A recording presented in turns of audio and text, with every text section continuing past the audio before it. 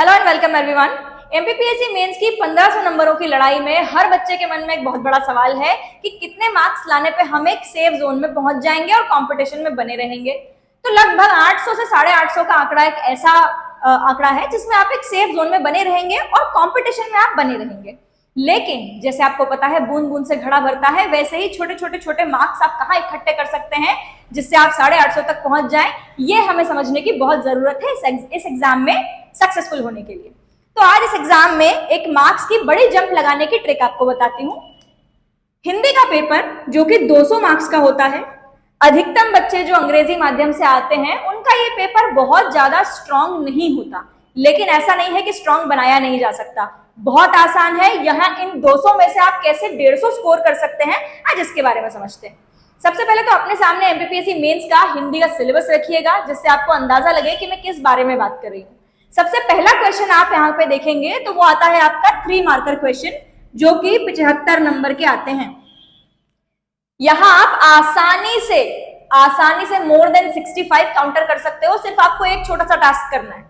वो टास्क है आप वोकैबुलरी फॉर्मेट पे काम करिए। जितनी भी शब्दावलियां होती है, विलोम, पर्यायवाची, शब्द युग्म, तत्सम, तद्भव, मुहावरे, कहावतें, ऐसी जितनी भी हिंदी की शब्द भंडार का सेक्शन है आप उस पे काम करें तो आसानी से आप इसमें एक डिसेंट स्कोर ला पाएंगे। मैं नहीं कह रही हूं कि 100% आप 75 ले आएंगे, लेकिन हाँ डिसेंट, मोर देन 65 गारंटी रहेगी आप ला सकते हैं।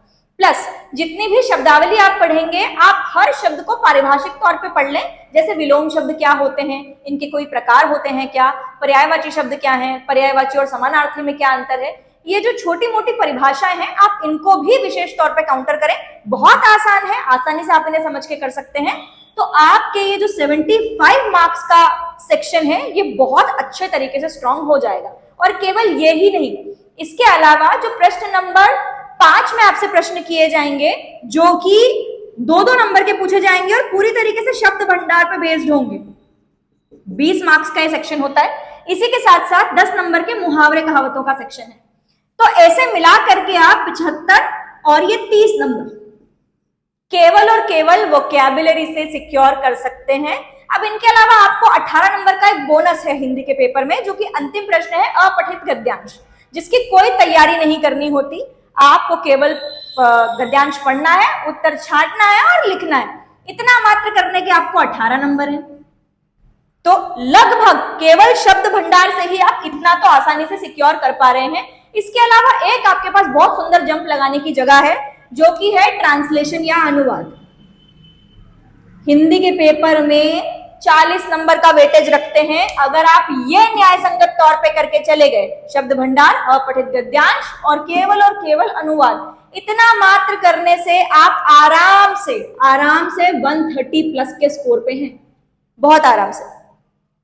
इसके अलावा हिंदी के पेपर में नंबर लाने की और जगह कहाँ है, तो यहाँ पे एक छोटा सा सेक्शन आता है जिसे आप पल्लवन कहते हैं। जिनकी हिंदी, साहित्यिक हिंदी की समझ अच्छी है वो वहां पे भी स्कोर कर सकते हैं।